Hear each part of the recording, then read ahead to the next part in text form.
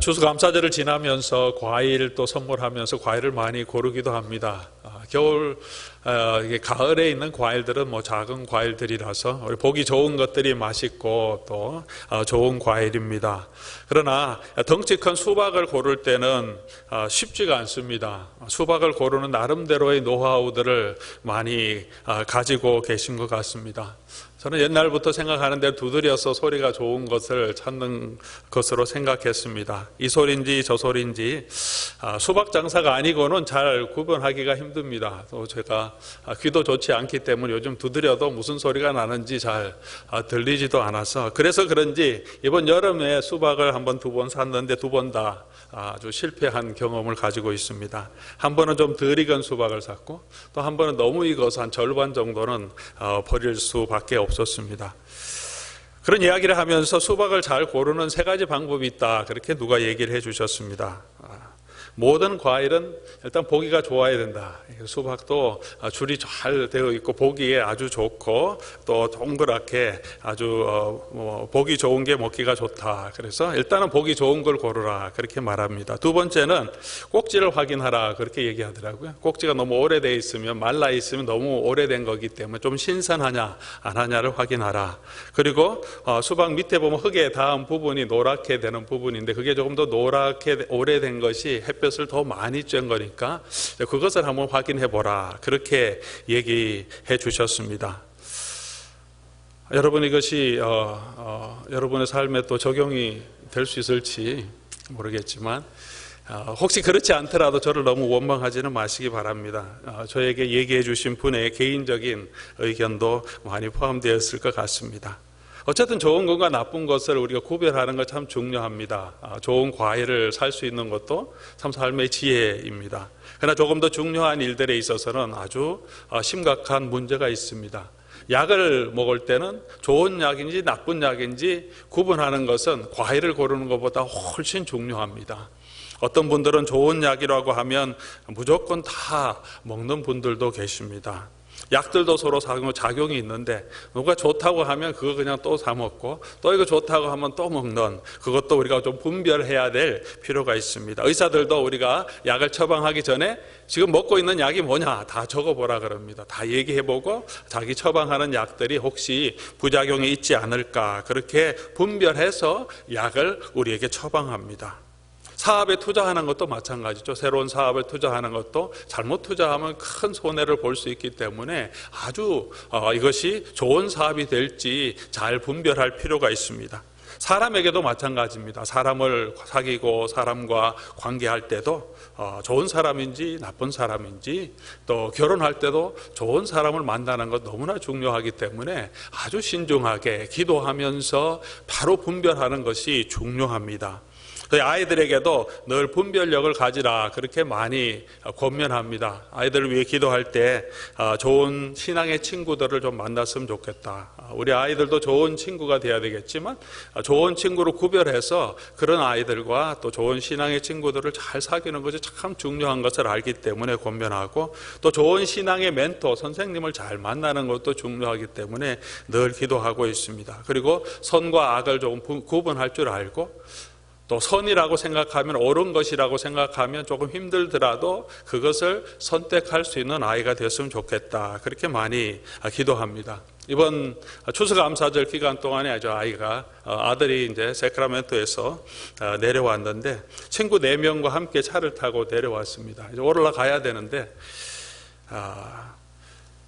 학기말 고사가 다가오니까 4명이 함께 올라가야 되니까 이곳에서 좀 빨리 떠나서 거기 도착하고 이제 월요일부터 수업을 준비했으면 좋겠다. 그래서 차를 타고 온 친구가 빨리 가자, 아침 8시쯤 출발했으면 좋겠다, 그렇게 해요. 그래서 아이가 물어봅니다. 그냥 예배는 어떻게 할래? 그랬더니 그냥 예배 그냥 하루만 스킵하고 그냥 빨리 가자고 한다고 그렇게 물어봤어요. 그래서 그러면 안 되지 않느냐, 예배가 중요한데 예배를 조금 더 일찍 드릴 수 있는 방법을 한번 찾아보라. 그러니까 EM 아이들이 예배 시간이 대부분이 12시 반, 1시 반 뭐 이렇게 다 다르니까 그 예배 드리고 4명을 다 픽업해갖고 그때 이제 떠나게 되면 벌써 3시, 4시가 지나서 출발하게 되니까 도착하면 12시가 거의 넘을 수도 있어요. 가다가 밥도 먹고 하면. 그러니까 생각해 보니까 하루 종일 가야 되니까 그럼 토요일 날 올라가라 그렇게 얘기했더니 하나애가 토요일 못 가겠는 상황이래요. 그래서 오늘 올라가야 되는데, 그래서 이제 여러 가지 고민을 하면서 자기네끼리 막 메시지를 주고받습니다. 어떻게 하냐, 가자 말자, 뭐 어떻게 할까. 그러다가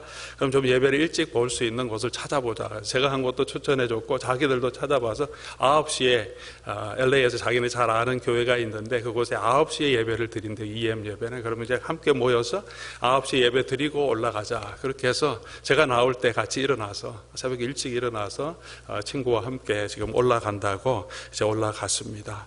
주일 한 번 빠지는 것인데 어떠냐는 생각은 가지지 말고 나의 편의를 위해서 그렇게 하지 말라, 그렇게 같이 권면했는데, 그것을 실천하기 위해서 자기네끼리 노력하고 고민하고 생각하고 찾는 그런 모습이 제가 보기에 참 대견하다, 그런 생각을 했습니다.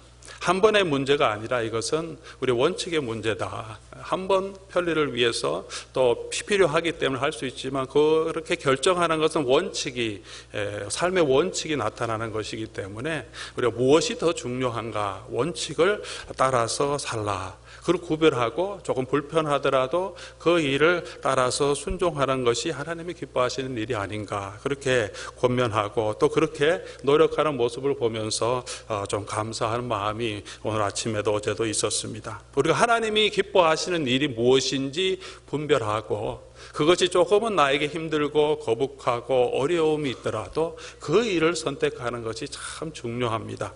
하나님께서도 성경에서도 우리에게 열 권면합니다. 에베소서 5장 15절에 17절까지 말씀 우리가 지난주에 함께 살펴보았지만, 너희가 어떻게 행할지 자세히 주의하여 보고 지혜 없는 자 같이 하지 말고 오직 지혜 있는 자 같이 하여 세월을 아끼라. 때가 악하니라. 어리석은 자가 되지 말고 주의 뜻이 무엇인지 분별하라. 계속 우리에게 권면해 주고 있습니다. 자세히 주의하여 보고 지혜 있게 행하도록, 무엇이 선한 일인지, 하나님이 기뻐하시는 일이 무엇인지 분별하라, 그렇게 말씀해 주고 있습니다. 우리가 잘 아는 로마서 12장 2절 말씀에도 너희가 이 세대를 본받지 말고 마음을 새롭게 함으로 변화를 받아 하나님의 선하시고 기뻐하시고 온전하신 뜻이 무엇인지 분별하도록 하라. 분별력이 우리에게 참 중요합니다. 오늘 사도 바울이 빌립보서 3장을 시작하면서 마지막으로 얘기하지만 이 마지막으로 아주 중요한 권면을 빌립보 성도들에게 주고 있는데, 특별히 우리 2절 말씀 보면 계들을 삼가고 행악하는 자들을 삼가고 몸을 상해하는 일을 삼가라. 이런 사람들을 삼가고 우리가 하나님의 성령으로 봉사하며 그리스도 예수를 자랑하고 육체를 신뢰하지 아니하는 우리가 곧 할례파다. 여기에 2절에 말씀하는 계들을 삼가고 행악하는 자들을 삼가고 몸을 상해하는 일을 삼가라 하는 것은 세 명의 다른, 또 세 그룹의 다른 그룹을 이야기하는 것이 아니라 같은 사람들입니다. 이 사람들은 이 몸을 상해한다는 것은 그냥 몸을 다 아프게 하는 것이 아니라 몸에 할례를 행해서 몸의 표피를 끌어내는 그런 할례를 행하는 자들, 할례파들을 염두에 두고 이야기합니다. 이들이 들어와서 교회에서 거짓 가르침을 가르치고 율법을 지켜야지, 할례를 지켜야 해야지 하나님의 진정한 백성이 된다고 가르치는 이 교사들을 조심하라. 지금 사도 바울이 그렇게 권면하고 있습니다. 그 사람들이 정말 할례인, 할례파가 아니고 우리가 정말 그리스도인이다. 반어적인 표현을 사용하는 거죠. 우리가 할례파라 얘기하는 거 좋아하지 않지만 자기네가 정말로 우리가 정말 할례받은 하나님의 사람이라고 얘기한다면 그건 아니다. 우리가 예수 그리스도를 믿는 우리가 정말 진정한 그리스도인이고 하나님의 백성이다. 그렇게 구분하고 누가 참 그리스도인인지 참 그리스도인의 삶을 살고 있는지를 바로 분별해서 거짓 교사 또 거짓 그런 행동, 하나님을 기뻐하지 않는 그런 행동을 조심하라고 우리에게 경고해 주고 있습니다. 2절 말씀 보면 삼가라 라고 한 번만 말해도 되는데 세 번이나 계속해서 말하고 있습니다. 계들을 삼가고 행악하는 자를 삼가고 몸을 상해하는 일, 율법 할례를 행하는 그것을 자랑하는 자들을 삼가라. watch out 하라는 거죠. 조심하고 주의해서 보라고 말합니다. 오늘 이 말씀처럼 오늘 우리의 신앙이 정말 하나님이 기뻐하시는 바른 신앙인지, 우리 자신을 한번 돌아보고 무엇이 바른 신앙이고 어떤 것들이 하나님이 기뻐하지 않는 신앙인지 우리가 함께 분별할 수 있기를 바랍니다. 먼저 우리가 진정한 그리스도인의 삶이 잘못되어 나타나는, 진정한 그리스도인의 삶이 아닌 신앙의 모습들을 한번 살펴보고 그것을 분별해보고 또 어떻게 하는 것이 하나님이 기뻐하시는 진정한 그리스도인의 모습인지를 오늘 본문을 통해서 살펴보려고 합니다. 첫 번째로 지식과 말만 있고 행함이 없는 신앙은 하나님이 기뻐하시는 귀한 진정한 그리스도인의 모습이 아니라고 성경은 우리에게 말하고 있습니다. 야고보서 2장 17절 우리가 잘 아는 대로 이와 같이 행함 없는 믿음은 그 자체가 죽은 것이니라 그렇게 말합니다. 행함이 없는 믿음이라고 한 것을 보면 믿음이 있다고 얘기하는 사람들을 향해서 말씀하는 거죠. 교회 안에 있는 성도들을 향해서 지금 야고보 사도가 말하고 있습니다. 우리 안에도 우리 믿음이 있다고 다 얘기하면 신앙을 고백합니다. 그런데 말로 입술로는 신앙을 고백하는데 또 하나님에 대한 지식은 우리가 가지고 있는데 행함이 없는 우리 삶의 그런 믿음이, 우리가 사는 믿음이, 하나님을 향한 지식이, 나의 신앙의 고백이 삶의 의미 있게 나타나지 않는 그런 사람들을 향하여서 야고보 사도는 책망하고 있습니다.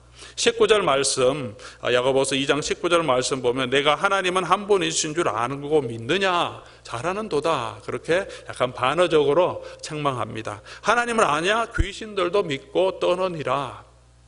아는 것이 중요한 것이 아니고 정말 하나님을 믿는다면 하나님을 두려워하고 하나님을 경외하는 그런 삶을 살아야 된다고 권면하고 있습니다. 귀신들도 알고 떠느니라. 그렇게 말합니다. 우리는 때로는 귀신보다 더 못한 신앙을 가지고 있지는 않은지, 하나님이 살아계시고 하나님이 내 삶을 다 주관하고 계신데 우리는 너무나 두려워하고 있지는 않은지, 또는 하나님이 살아계신데 그 하나님 앞에서 설지 않고 하나님을 너무나 무시하고 두려워하지 않고 살고 있지는 않은지 오늘 우리의 신앙을 한번 돌아볼 수 있기를 바랍니다. 성경과 복음에 대한 지식이 없이 구원받을 수는 없습니다. 신앙 고백이 없이 구원받을 수는 없습니다. 하지만 지식만으로 우리가 구원을 받을 수는 없습니다. 지식이 반드시 있어야 하지만 그것만 가진 것이 아니라 그 지식이 우리의 신앙의 고백이 되어서 입술의 고백만이 아니라 우리의 삶의 증거가 되어서 나타날 때 그것이 진정한 그리스도인의 모습인 것을 성경은 우리에게 말해주고 있습니다. 우리의 삶에, 우리의 신앙이, 우리가 믿는 그 지식이 우리의 삶에 의미 있게 오지 않는다면 오늘 이 말씀을 통해서 다시 한번 우리 자신을 돌아보고 우리 신앙 고백과 우리의 믿음에 근거한 우리의 삶이 될 수 있기를 바랍니다. 두 번째로 차지도 뜨겁지도 않는 신앙을 경고하고 있습니다. 계시록 3장 15절 라오디게아 교회를 향하여서 주님이 주시는 말씀입니다. 내가 내 행위를 아노니 내가 차지도 아니하고 뜨겁지도 아니하도다. 내가 차든지 뜨겁든지 하기를 원하노라. 예수님께서 교회를 향하여서 내 행위를 안다 그렇게 말씀하고 있습니다. 예수님이 아시고 계십니다. 우리의 마음을 아시고 계시고 우리의 행동을 알고 계십니다. 차지도 뜨겁지도 아니하도다 그렇게 말합니다. 16절에 가서는 이러한 신앙의 행태를 이와 같이 미지근하여 뜨겁지도 아니하고 차지도 아니하니 내 입에서 너를 토하여 버리리라 그렇게 책망하십니다. 예수님이 그런 사람들을 버리고 정말 그렇게 미워한다는 말씀이 아니고 그런 행동을 바꾸라는 안타까운 마음으로 우리에게 말씀해 주고 있습니다. 차지도 않고 뜨겁지도 않는 신앙, 하나님이 기뻐하시는 신앙이 아님을 우리에게 말씀해 주고 있습니다. 회개하고 우리의 마음이 돌아서서 열심을 품고 주를 섬길 수 있기를 바랍니다. 사슴이 신의 물을 찾기에 갈급함 같이 우리의 영혼이 주를 찾기에 갈급한 그런 마음을 오늘 저와 여러분이 함께 사모하며 그런 마음으로 주님 앞에 나아가기를 원합니다. 교회는 오래 다니는데 매주 교회는 출석하는데 차지도 않고 뜨겁지도 않고 그저 일상의 하나의 삶의 루틴처럼 그저 예배 드리고 가고 그런 삶이 아니라 때로는 하나님이 원망스러워서 하나님 앞에 나오더라도 때로는 감사하며 감격으로 나오더라도 우리가 하나님을 찾고 하나님을 사모하고 또 하나님의 은혜가 없을 때 그것을 통해서 간구하고 고민하고 노력하며 힘들어하는 그런 우리의 삶에 하나님과의 관계, 하나님을 향한 열정, 하나님을 의식하는 그런 삶이 우리 가운데 있어야 된다고 말합니다. 우리의 신앙이 미지뜨뜨한 이것도 아니고 저것도 아닌 그런 신앙에서 벗어나서 열정을 가지고 주를 찾아갈 수 있도록, 내 신앙에 그런 모습이 있다면 안타까운 마음을 가지고 주님을 향해서 나아갈 수 있는 그런 저와 여러분 될 수 있기를 바랍니다. 세 번째로는 우리 자신의 돈이나 노력이나 헌신으로 축복을 사려고 하는 마음이 좋은 신앙, 진정한 그리스도인의 모습이 아니라고 성경은 우리에게 권면해 주고 있습니다. 예를 들어서 사도행전 8장에 나오는 우리 시몬이라는 마술사가 있습니다. 사마리아에 있던 마술사였고 많은 능력을 행하는 마술사였는데 그가 예수를 믿고 세례를 받았습니다. 근데 예수를 믿고 보니까 성령 가운데 나타난 여러 가지 은사를 보며 놀랍니다. 사람들이 변화되고 성령의 은사를 받고 방언하는 일들을 보면서 많이 놀랍니다. 특별히 베드로와 요한이 사마리아에 내려와서 기도할 때 성령이 임하는 것을 보고 이 사람이 원래 마술사여서 능력과 이런 기사가 나타나는 것에 대해서 굉장히 많은 마음이 있었던 것 같아요. 그것을 보면서 돈을 주면서 베드로와 요한에게 나에게도 그런 은사가 있을 수 있도록 나에게 그런 은사를 달라고 돈으로 사려고 합니다. 그러면서 베드로와 요한에게 책망을 받습니다. 베드로가 책망합니다. 돈을 내는 것은 돈을 내고 산다는 의미가 아니라 아마 이 사람들, 옛날 고대 사람들은 마술을 배울 때도 선생님에게 돈을 지불하고 수업료를 내고 배웁니다. 율법학자들도 마찬가지죠. 율법학자들에 가면 수업료를 다 내고 그리고 배워야 합니다. 그 배운 것들이 자기 실력이 되고 자기 생계의 수단이 되기 때문에 늘 새로운 것들을 배우기 위해서는 겸습생은 돈을 지불해야 합니다. 아마 그런 마음이었던 것 같아요. 베드로와 요한을 보니까 그들이 능력을 가지고 있으니까 나도 그것을 배우기 위해서 늘 하는 것처럼 돈을 가져와서 돈을 내면서 내가 제대로 배워보겠습니다 하는 그런 마음을 가지고 있었습니다. 어쩌면 보면 그 당시에 자기네 문화적인 습관을 그대로 나타난 것이죠. 나쁜 마음은 아니고 은혜를 사모하는 마음이라고 할 수 있지만 돈으로 하나님의 은혜를 사려고 했다는 그것을 책망합니다. 하나님의 은혜는 그런 것이 아니라, 하나님의 축복은 그런 것이 아니라는 것입니다. 우리가 때로는 우리의 돈으로, 때로는 우리의 열심으로, 때로는 우리의 헌신으로, 우리가 드리는 헌금을 통해서 하나님의 축복을 사려고 하는 그런 마음들이 우리 가운데 있습니다. 내가 이렇게 헌신하면 하나님 이런 축복을 주시지 않겠습니까? 내가 이만큼 헌금을 미리 할 테니까 하나님 나에게 더 큰 이 사업의 축복을 주십시오. 우리가 그런 마음의 자세를 가지고 신앙생활을 할 때도 있습니다. 이 시몬을 향하여서 베드로는 하나님 앞에서 내 마음이 바르지 못하니 너가 이 악함을 회개하고 주께 기도하라. 내가 보니 너는 악독이 가득하며 불의에 매인 바 되었도다. 그렇게 말합니다. 내가 하는 어떤 열심을 가지고 내가 바라는 그 축복을 원하는 것, 더 복을 받기 위해서 섬기는 삶, 나의 섬김에 하나님이 주시는 은혜로 축복을 받는 것은 하나님이 주시는 은사지만 내가 어떤 것을 더 원해서 더 축복을 받기 위해서 섬기는 그것들은 하나님께서 바른 마음이 아니다. 그렇게 말하고 있습니다. 오늘 저와 여러분의 신앙, 우리는 왜 이곳에 와서 왜 이렇게 열심히 봉사하고 섬깁니까? 내가 이렇게 하면 하나님 내 삶에 축복을 해 주시겠지, 내가 원하는 그것을 이루어 주시겠지 하는 마음으로 하고 있습니까? 아니면 하나님의 은혜에 감사해서 나를 구원해 주신 그 주님의 은혜에 감사해서 내 자신을 드리며 하나님을 섬기는 그런 사람으로 살고 있습니까? 우리 자신의 모티베이션, 동기를 다시 한번 점검해 보고 하나님의 은혜 앞으로 나아갈 수 있기를 바랍니다. 네 번째로 자기 자신을 자랑하는 신앙들이 있습니다. 세례 요한이 와서 예수 그리스도를 준비하면서 세례를 줄 때 많은 사람들이 세례 요한에게 왔습니다. 요한이 많은 바리새인과 사두개인들이 자기에게 오는 것을 보고 그들을 책망합니다. 독사의 자식들아, 그렇게 책망합니다. 바리새인과 서기관들을 책망합니다. 예수님도 이들을 책망합니다. 왜 이들을 책망했겠습니까? 이들이 좋은 종교 행위를 가지고 있었습니다. 열심히 있었습니다. 도덕적으로도 다른 일반적인 사람보다 더 나은 삶을 살고 있었습니다. 11조도 많이 하고 있었습니다. 깨끗한 삶, 제사도 잘 드리고 있는 사람들이었습니다. 사람들에게 존경받고 도덕적인 삶을 살고 있었지만 예수님께서 이들을 향하여 책망하신 가장 큰 이유는 외식하는 자들이다, 그렇게 말합니다. 무슨 말입니까? 외식하는 자들이다. 사람 앞에서 너희 행위를 나타내려고, 사람 앞에서 너의 의의를 나타내려고 하는 행동을 예수님께서 책망하십니다. 기도할 때, 금식할 때 사람들 앞에 나타나서 금식하지 말고 골방에 들어가서 기도하라. 그렇게 예수님께서 말씀하십니다. 우리 사람 앞에서 우리에게 드러내려고 하는 신앙의 행위, 사람에게 인정받기 위해서 하는 신앙 행위가 진정한 그리스도인의 모습이 아니라고 말합니다. 그것이 아무리 높은 도덕적인 수준을 가지고 있더라도, 그 헌신이 아무리 크더라도 정말 하나님의 은혜 앞에서 서는 것이 아니라 사람 앞에서 내가 나타내려고 하는, 내 의를 나타내려고 하고 내가 인정받기 위해 하는 그런 삶은 하나님 앞에서 진정한 그리스도인의 모습이 아니라고 우리 성경은 여러 면에서 권고해 주고 있습니다. 사도행전 5장에 보면 아나니아와 삽비라는 두 부부가 있습니다. 자기의 소유를 다 팝니다.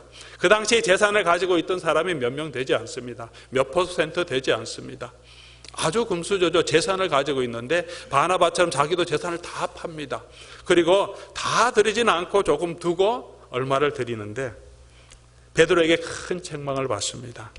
헌금의 양으로 보면 그만큼 드린다도, 자기 재산을 팔아서 절반을 드린다는 것은 얼마나 큰 헌금입니까? 그것도 얼마나 감사한 일이겠습니까? 아마 요즘 그렇게 하면 교회에서 난리가 돼. 재산을 다 팔아서 절반 이상을 교회에 드렸다. 그런데 이 사람을 책망하시는 이유가 뭡니까? 이 마음이 악하고 성령을 속였다 하는 책망을 받은 이유가 뭡니까? 그 드림이 사람들에게 인정받기 위해서 다 드리지도 않았는데 다 드린 것처럼 가져오고, 그것을 통해서 사람들에게 인정받고 싶은 마음으로 하나님 앞에 나올 때 그 마음이 악하다, 그렇게 책망합니다. 오늘 저와 여러분은 사람들 앞에서 인정받기 위해서, 우리 자신이 가지고 있는 것을 드러내기 위해서, 내가 이 정도 된다는 것을, 또는 내가 한 그 일을 자랑하기 위해서 하는 신앙생활, 그런 것들을 우리 자신을 돌아보기를 원합니다. 오늘 이곳에서 사도 바울이 개들을, 행악자들, 또 몸을 상해하는 자들이라고 한 이 사람들, 율법주의자들, 할례를 주장하는 사람들은 자기 할례를 붙들고 있습니다. 나는 할례 받았기 때문에 나는 너희들 이방인들보다 더 나은 사람이야. 나는 이런 율법을 지키고 있기 때문에, 안식일을 지키고 있기 때문에 나는 너희들보다는 더 나은 사람이야. 바리새인들이 기도할 때 나는 저 죄인들과 같지 않게 한 것을 감사합니다. 그렇게 나올 때 하나님이 그 기도를 들으시지 않는다고 하셨어요. 하나님 앞에 나올 때 저와 여러분의 신앙의 모습은 우리가 하나님 앞에 얼마나 큰 죄인인 줄 알고 가슴을 치면서 주님 앞으로 나오는 그런 회개하는 마음, 그런 통회하는 마음을 하나님은 기뻐하십니다. 그런 중심을 하나님은 저와 여러분, 그런 중심을 보고 계십니다. 어떤 모습이 진정한 그리스도인의 모습입니까? 오늘 3절 말씀은 세 가지를 우리에게 말씀해 주고 있습니다. 하나님의 성령으로 봉사하는 것, 두 번째는 예수 그리스도를 자랑하는 것, 세 번째는 육체를 신뢰하지 않는 것. 이런 사람이 진정한 그리스도인이다, 그렇게 말합니다. 하나님의 성령으로 봉사하는 사람, 섬기는 사람이라고 번역할 수도 있습니다. 하나님의 성령으로 섬기는 사람이 진정한 그리스도인입니다. 진정한 할례인입니다. 섬김의 가장 중요한 것이 무엇입니까? 우리가 하나님을 섬기는 가장 중요한 모습은 예배입니다. 영으로 예배하고 진리로 예배하는 그 모습, 하나님은 그런 사람을 찾으신다고 말씀하고 있습니다. 마음과 뜻과 힘과 정성을 다하여 예배하는 삶, 예배를 사모하는 그런 사람을 하나님은 기뻐하십니다. 우리 사랑하는 성도 여러분, 우리 마음속에 얼마나 많은 열정을 가지고 예배를 사모하고 있습니까? 일주일의 삶의 끝부분이 아니라 일주일의 삶의 가장 중심된 것이 우리의 예배가 되고 있습니까? 예배를 위해서 일주일을 살고 예배 받은 은혜를 붙들고 또 우리가 다음 일주일을 살아가고 있습니까? 우리가 예배할 때 여러분 마음과 뜻과 힘과 정성을 다해서 우리 지난주에 함께 나눈 것처럼 우리의 입술을 통해서 찬미하며 서로 화답하며 우리의 마음으로 하나님께 감사하며 그런 찬양을 살아가고 있습니까?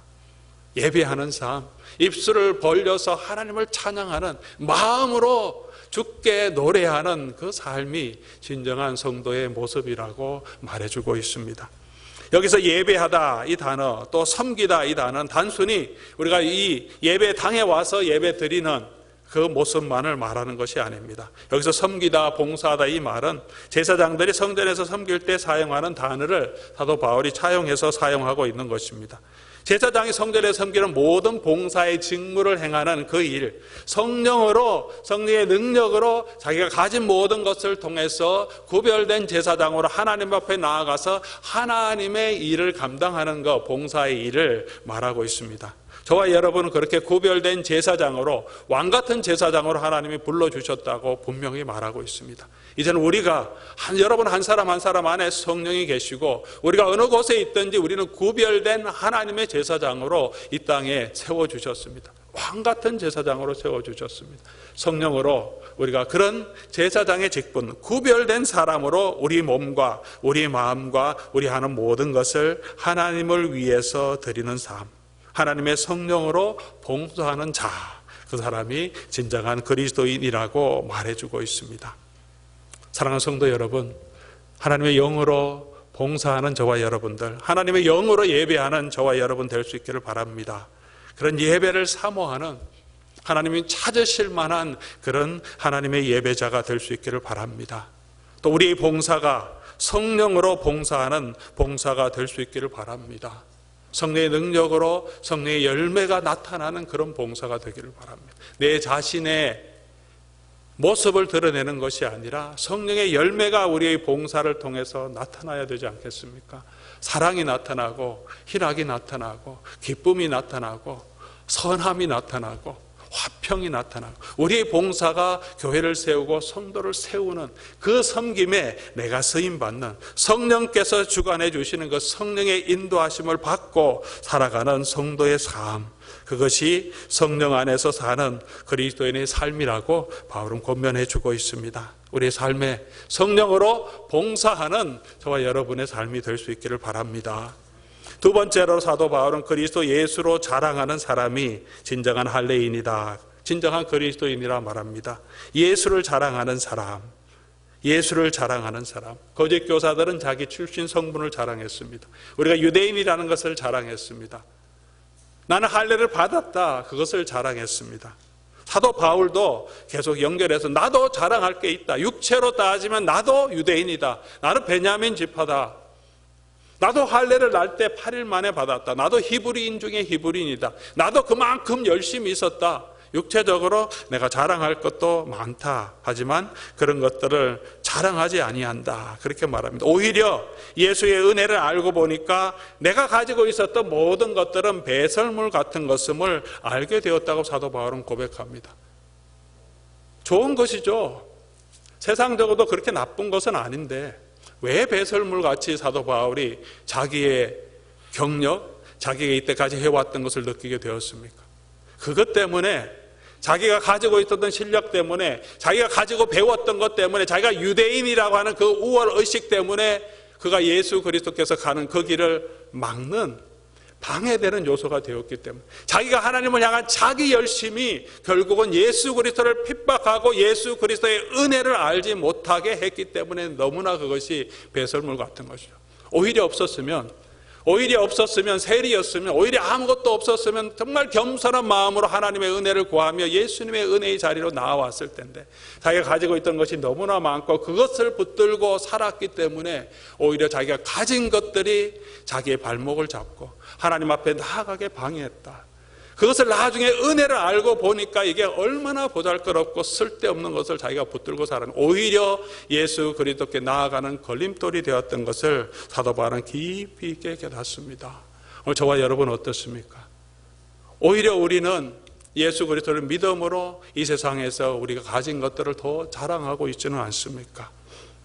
더 우리 자신을 내세우려고 하지는 않습니까? 진정한 그리스도인들은 예수를 자랑하는 사람이라 그렇게 말합니다. 우리가 자랑할 무엇입니까? 여러분 무엇을 자랑합니까? 우리 자녀들을 자랑합니까? 여러분이 이때까지 이루었던 업적들을 자랑합니까? 여러분의 학력을 자랑합니까? 우리 입술을 벌려서 여러분 말할 때 무엇을 자랑합니까? 우리 입술에 예수의 자랑이 있습니까? 예수님께서 너무 감사하고 예수 은혜가 너무 감사하고 오늘도 올해도 함께해 주신 예수님의 은혜 감사하고 그 은혜 아니면 내가 쓸 수 없는 자인 것을 입술을 열 때마다 예수 자랑하는 사람, 예수 증거하는 사람, 그 사람이 진정한 그리스도인이다. 그렇게 사도 바울은 말하고 있습니다. 사랑하는 성도 여러분, 그런 은혜의 자리로 저와 여러분 나아갈 수 있기를 바랍니다. 우리가 가지면 얼마나 가지겠고 우리가 높아지면 얼마나 더 높아지겠습니까? 예수의 은혜가 아니면 아무것도 소용없고 잠깐 왔다 가는 세상이 아닙니까? 여러분 가지고 있는 재물이 있으면 얼마나 있겠습니까? 건강은 얼마나 있겠습니까? 내가 건강하다고 나는 정말 이 강건한가 하나님 축복이라고 하지만 그보다 더 중요한 것은 내 속에 있는 그리스도의 은혜를 아는 것, 나와 함께 하신 그 예수 그리스도의 은혜를 알고 그 그리스도를 자랑하는 것. 내가 자랑할 것이 있다면 오직 예수 그리스도밖에 없다고 사도 바울이 고백한 그 고백이 오늘 저와 여러분의 고백이 될 수 있기를 주님의 이름으로 축원합니다.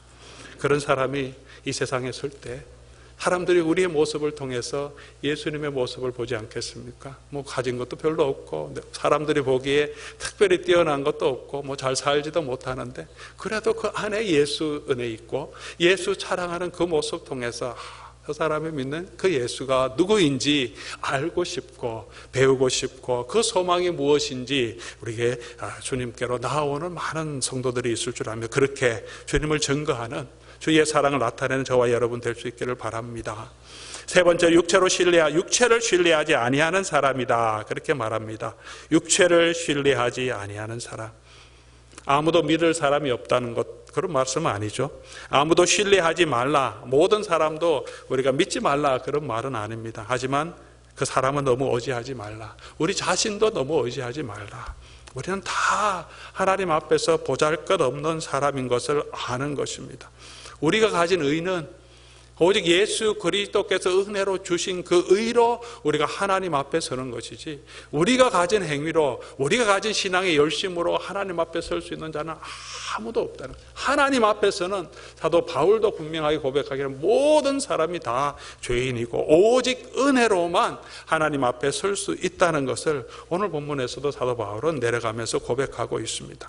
우리가 한 것이 아무것도 없기 때문에 우리가 하나님 앞에 자랑할 것도 없고 우리 육체를 신뢰할 수가 없습니다.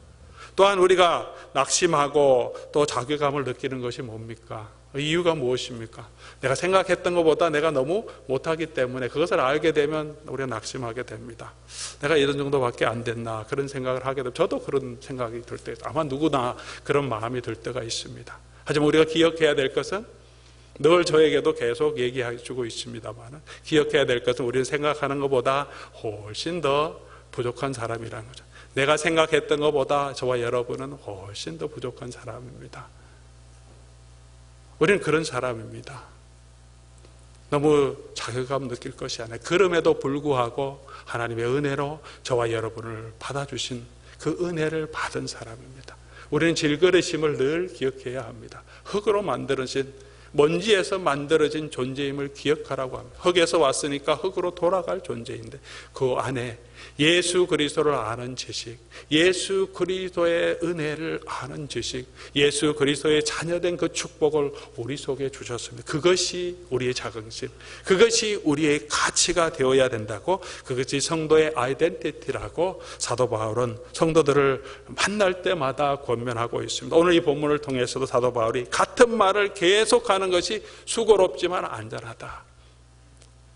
같은 말을 계속하는 것, 바로 이것을 우리가 저와 여러분이 붙들어야 하기 때문입니다. 그리스도의 사람은 점점 더 그리스도의 은혜를 알아가는 사람입니다. 은혜가 많으면 많을수록 더 회개할 것이 많습니다. 신앙이 성숙되면 성숙할수록 점점 자기 부족함을 더 많이 깨닫고 깨달으면 깨달을수록 더 큰 은혜를 하나님께서 우리에게 부어주십니다. 그것이 신앙의 원리입니다. 오늘 우리 삶을 주님 앞에 드리며 성령으로 봉사하고 그리스도 예수를 자랑하고 육체를 신뢰하지 않고 오직 주 예수 그리스도의 은혜를 붙들고 살아가는 저와 여러분 될 수 있기를 주님의 이름으로 축원합니다. 그렇게 하기 위해서 우리가 다시 주님의 보혈로 나아가야 합니다. 주 보혈이 나를 정결케 해주시고 다시 한번 나를 새롭게 해주셔서 하나님의 은혜의 자리로 나아가서 입술로만 고백하는, 지식으로만 가는 신앙이 아니라, 미지뜨뜻한 신앙이 아니라 열정을 가지고 하나님의 은혜를 알고 감사하면서 그 은혜를 붙들고 서는, 오직 예수 그리스도 자랑하는, 우리 자신을 신뢰하지 않고 주님만 신뢰하는 그런 복된 성도들 될 수 있기를 주님의 이름으로 축원합니다.